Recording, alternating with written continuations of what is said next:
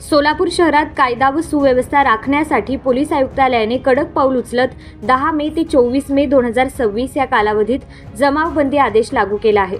Maharashtra police अधिनियम 1951 अंतर्गत कलम 37 1, 2 आणि 3 अन्वये हा आदेश जारी करण्यात आला असून शहरात 5 किंवा त्यापेक्षा अधिक व्यक्तींना एकत्र येण्यास बंदी घालण्यात आली आहे। पोलीस उपायुक्त गुन्हे विशेष शाखा डॉक्टर अश्विनी पाटील यांनी हा आदेश काढला आहे। शहरात शांतता भंग होण्याची शक्यता, दंगल, सार्वजनिक मालमत्तेची हानी तसेच नागरिकांच्या सुरक्षेच्या पार्श्वभूमीवर हे निर्बंध लागू करण्यात आले आहे। या आदेशानुसार कोणत्याही प्रकारच्या मिरवणुका, घोषणाबाजी, लाऊडस्पीकर, बँड, डीजे आणि फटाक्यांच्या वापरावर बंदी घालण्यात आली आहे।